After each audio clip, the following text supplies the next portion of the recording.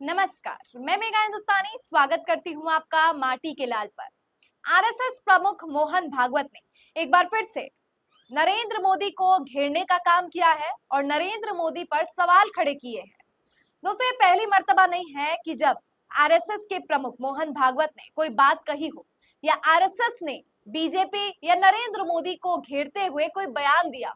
इससे पहले भी ऐसा बहुत बार हुआ है, लेकिन इस बार आखिर मोहन भागवत ने ऐसा क्या कहा है और सियासी गलियारों में इस बात की चर्चा क्यों हो रही है, इसे समझने के लिए स्क्रीन पर नजर डालिए। लक्ष्मण यादव लिखते हैं, आरएसएस प्रमुख मोहन भागवत का ये बयान कहीं मोदी जी के लिए मैसेज तो नहीं। मोहन भागवत कहते हैं, लोग सुपरमैन बनना चाहते हैं, लेकिन वह यह नहीं रुकते। फिर वह देवता बनना चाहते हैं, फिर भगवान, लेकिन भगवान कहते हैं कि वे विश्व रूप है। यानी यहाँ पर मोहन भागवत ने कहा है कि लोग सुपरमैन बनना चाहते हैं, फिर वो रुकते नहीं है, देवता बनना चाहते हैं, फिर भगवान कहते हैं, विश्व रूप है। मतलब तमाम शब्दावली और तमाम टर्मिनोलॉजीज जो इस्तेमाल की गई है कि क्या वो नरेंद्र मोदी के लिए की गई है, ये अपने आप में बड़ा सवाल है। अब हम सबको मालूम है कि किस तरीके से नरेंद्र मोदी ने इस बात को खुद कहा था कि वो नॉन बायोलॉजिकल है, वो परमात्मा के अवतार है। और यही कारण है कि नरेंद्र मोदी के इस बयान और आरएसएस प्रमुख मोहन भागवत के इस बयान को एक साथ जोड़कर देखा जा रहा है। इसको लेकर सुप्रिया श्रीनेत ने क्या कहा है वो देख लीजिए।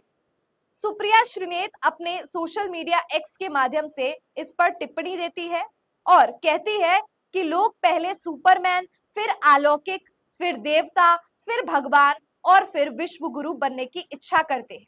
ये बात मोहन भागवत ने कही। संघ सुप्रीमो की यह बात सुनकर नॉन बायोलॉजिकल नरेंद्र मोदी क्यों परेशान है। इसी के साथ जयराम रमेश लिखते हैं, मुझे यकीन है कि स्वयंभू नॉन बायोलॉजिकल प्रधानमंत्री को इस ताजा अग्नि मिसाइल की खबर मिल गई होगी, जिसे नागपुर ने झारखंड से लोक कल्याण मार्ग को निशाना बनाकर दागा है। ये अलग अलग प्रतिक्रिया है जो कांग्रेस की तरफ से आई है मोहन भागवत के इस टिप्पणी को लेकर। लेकिन जैसा मैंने आपको वीडियो के प्रारंभ में ही बताया कि पहली बार ऐसा नहीं हुआ है कि इस प्रकार की तीखी प्रतिक्रिया आरएसएस की तरफ से आई है। इससे पहले भी चुनावी प्रचार में भी और नतीजों के बाद भी आरएसएस ने समय समय पर अपनी प्रतिक्रिया जाहिर की है। तो आखिर कौन कौन से ऐसे बयान हैं जिसे लेकर चर्चा हुई थी, पहले उस पर भी नजर डाल लेते हैं। देखिए, जनसत्ता ने में प्रकाशित एक लेख में लिखा है, चुनाव नतीजों के बाद आरएसएस चीफ मोहन भागवत के 5 बयान, जिन्हें माना गया नरेंद्र मोदी पर निशाना।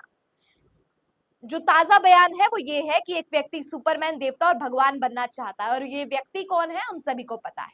आइए बात करते हैं वो 5 बयानों की जो मोहन भागवत और आरएसएस के द्वारा दी गई है, जिससे साफ होता है कि नरेंद्र मोदी पर निशाना साधने का काम किया गया है। झारखंड में गैर सरकारी संगठन विकास भारती द्वारा आयोजित बैठक में मोहन भागवत ने कहा, लोगों को कभी भी अपनी उपलब्धियों से संतुष्ट नहीं होना चाहिए और मानव जाति के कल्याण के लिए लगातार काम करना चाहिए, क्योंकि विकास और मानव महत्वाकांक्षा की खोज का कोई अंतर नहीं है। आरएसएस प्रमुख ने सुझाव दिया कि व्यक्ति को मानवता की सेवा करने का प्रयास करना चाहिए। दूसरा बयान, उन्होंने कहा कि आंतरिक और बाहरी विकास का कोई अंत नहीं है, व्यक्ति को मानवता के लिए निरंतर काम करना चाहिए। एक कार्यकर्ता को कभी भी अपने काम से संतुष्ट नहीं होना चाहिए, काम जारी रखना चाहिए। पर्यावरण, शिक्षा और स्वास्थ्य के क्षेत्र में लगातार काम करने का प्रयास करना चाहिए। इसका कोई अंत नहीं है, विभिन्न क्षेत्रों में निरंतर काम एकमात्र साधन है। हमें इस दुनिया को सुंदर बनाने का प्रयास करना चाहिए और भारत की प्रकृति है। मतलब यहाँ इस बयान में ज्यादा जो केंद्र है वो इस बात पर किया गया है कि एक व्यक्ति को निरंतर काम करना चाहिए। दूसरा बयान देखिए, चुनाव प्रचार में गरिमा का अभाव था। मोहन भागवत ने कहा था कि हमारी परंपरा सहमति बनाने की है, इसीलिए संसद में 2 पक्ष है ताकि किसी भी मुद्दे के दोनों पक्षों पर विचार किया जा सके। लेकिन हमारी संस्कृति की गरिमा, हमारे मूल्यों को बनाए रखा जाना चाहिए था। चुनाव प्रचार में गरिमा का अभाव था, इससे माहौल को जहरीला बना दिया। तकनीक का इस्तेमाल झूठे प्रचार और झूठी कहानियां फैलाने के लिए किया जाता है। क्या यह हमारी संस्कृति है? यहाँ मोहन भागवत ने प्रहार किया है कि किस तरीके से प्रधानमंत्री नरेंद्र मोदी अपने विपक्ष को कुछ भी नहीं समझते। लेकिन यहाँ पर विपक्ष को आप विरोधी या दुश्मन समझने की बजाय प्रतिपक्ष समझते हुए किसी मुद्दे पे अलग अलग भाव और अलग अलग अर्थ, अलग अलग मत किस तरीके से आए ताकि चर्चा और सार्थक बन सके, या कोई भी निर्णय या किसी बिल को पारित करना हो तो वो और सार्थक किस तरीके से बन सके, इसीलिए आवश्यक होती है विपक्ष की। और विपक्ष को लेकर क्या रुख है नरेंद्र मोदी का, ये आपसे छिपा नहीं। और यही कारण है कि मोहन भागवत ने विपक्ष की विपक्ष पर नरेंद्र मोदी के तीखे हमले और उन पर किस तरीके से उनका रुख होता है उसे लेकर यहाँ पर कहा है। दोस्तों यहाँ पर मोहन भागवत ने मणिपुर को लेकर भी बड़ी बात कही थी। क्या कहा था देखिए, मणिपुर 1 साल से शांति की राह देख रहा है, इस पर प्राथमिकता से चर्चा होनी चाहिए। पिछले 10 सालों से राज्य में शांति थी, ऐसा लग रहा था कि वहां बंदूक संस्कृति खत्म हो गई है, लेकिन राज्य में अचानक हिंसा बढ़ गई। वहां अचानक जो तनाव बढ़ गया था फिर भड़का दिया गया है, उसकी आग में अब भी जल रही है, पर कौन ध्यान देगा? इसे प्राथमिकता देना चाहिए और इस पर ध्यान देना कर्तव्य है। यानी मणिपुर पर सरकार का क्या रुख रहा है, ये बात भी किसी से छुपी नहीं। नरेंद्र मोदी ने मणिपुर पर कोई भी टिप्पणी नहीं की, ना कोई ट्वीट किया और ना ही भारतीय जनता पार्टी के किसी नेता ने मणिपुर के मसले पर अपनी प्रतिक्रिया जाहिर की। और यही कारण है कि मोहन भागवत ने मणिपुर को लेकर पहले भी नरेंद्र मोदी और भारतीय जनता पार्टी का घेराव और सवाल खड़े किए थे। लेकिन मोहन भागवत के अलावा आरएसएस के और लोग भी नरेंद्र मोदी से खफा है और नरेंद्र मोदी से सीधा सवाल पूछने की क्षमता रखते हैं। देखिए रतन शारदा ने क्या कहा था। भारत के राष्ट्रीय अध्यक्ष जेपी नड्डा का यह बयान है कि बीजेपी अब आगे बढ़ चुकी है और अकेले चलने में सक्षम है। लोकसभा चुनाव के दौरान नहीं आना चाहिए था।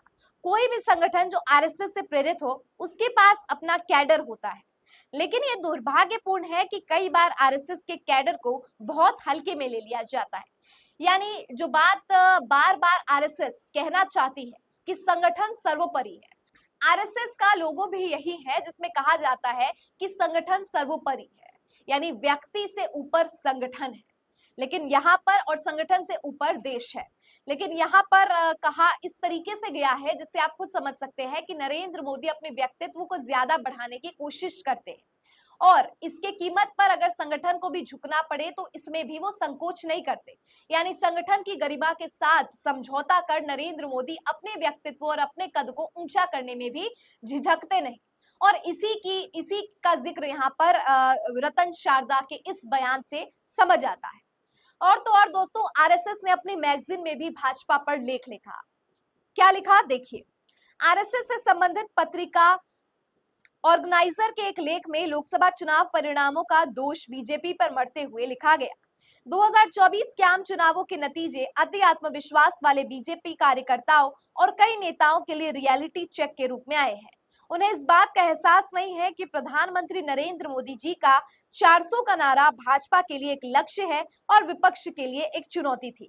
लक्ष्य मैदान पर बड़ी मेहनत से हासिल होते हैं, सोशल मीडिया पर पोस्टर और सेल्फी शेयर करने से नहीं। चूंकि वे अपनी दुनिया में खुश थे, मोदी जी की आभा से झलकते चमक का आनंद ले रहे थे, वे जमीन पर आवाजें नहीं सुन पा रहे थे। और ये लेख में जो बात लिखी गई है वो बिल्कुल सत्य है, जमीन से जुड़ी हुई है। अयोध्या में किस तरीके से लल्लू सिंह को हार मिली और इसका प्रमुख कारण यही था अति आत्मविश्वास और जनता से जुड़ाव न होना। यानी जमीन पर अगर जनता से बातचीत नहीं होती है, जनता के सवालों को और जनता के मसलों को सुलझाने की बजाय, सुनने की बजाय आप अपने घमंड में चूर रहते हैं कि 400 पार तो अर्जित कर लिया ही जाएगा, तो यही कारण है कि बीजेपी ने इस लोकसभा चुनाव में करारी हार का सामना किया। और ये हार अंकों के माध्यम से नहीं है, ये हार है नैतिकता के माध्यम से और जिस तरीके से बीजेपी का ग्राफ गिरा है। इसका प्रमुख कारण ये भी बताया जा रहा है कि लगातार चुनावी प्रचार करना, सेल्फियां खींचना और केवल अपने जश्न को मनाना, इस बात को तवज्जो दिए बिना कि आखिर धरातल पर लोगों की असली मुद्दे क्या है। दोस्तों ये जो बयान ताजा आया है मोहन भागवत का, इसे लेकर क्या टिप्पणी की गई है देखिए। कांग्रेस ने मोहन भागवत की भगवान वाली टिप्पणी को लेकर पीएम मोदी पर साधा निशाना, कहा नागपुर से अग्नि मिसाइल दागी गई है। भागवत के भाषण के वीडियो को रीट्वीट करते हुए जयराम रमेश ने एक पोस्ट में कहा है कि मुझे यकीन है कि स्वयंभू नॉन बायोलॉजिकल प्रधानमंत्री को झारखंड के नागपुर से लोक कल्याण मार्ग पर दागी गई इस अग्नि मिसाइल की खबर मिल गई होगी। ये अलग अलग तरह की प्रतिक्रिया जाहिर की गई है, लेकिन इस वीडियो के माध्यम से मैंने आपको 5 ऐसे व्याख्या, 5 ऐसे बयान बताए हैं जो आरएसएस की तरफ से आए हैं। इन बयानों से ये साफ समझ आ सकता है कि आरएसएस कुछ ज्यादा खुश नजर नहीं आ रहा और आरएसएस और बीजेपी सेम पेज पर भी नजर नहीं आ रहे। लेकिन यहाँ क्या आरएसएस और भाजपा के बीच का टकराव है या आरएसएस और मोदी के बीच का टकराव है? आपको बता दूं कि यहाँ पर आरएसएस और भाजपा से ऊपर मोदी और आरएसएस का टकराव ज्यादा देखने को मिल रहा है, क्योंकि अधिकतर जो इस बयानों में बात की गई है वो नरेंद्र मोदी से और उनके अहंकारी व्यक्तित्व से मेल खाती है। यानी एक बात तो साफ है कि नागपुर नाराज हो चला है गुजरात लॉबी से, और ये गुजरात लॉबी से जो नाराजगी है उसका खामियाजाना आगे कैसे भुगतना पड़ेगा ये देखना दिलचस्प होगा। क्या लगता है आपको इस पूरी खबर पर? कमेंट करके अपनी प्रतिक्रिया हम तक पहुंचाइए। फिलहाल मुझे दीजिए इजाजत और देखते रहिए माटी के लाल। धन्यवाद।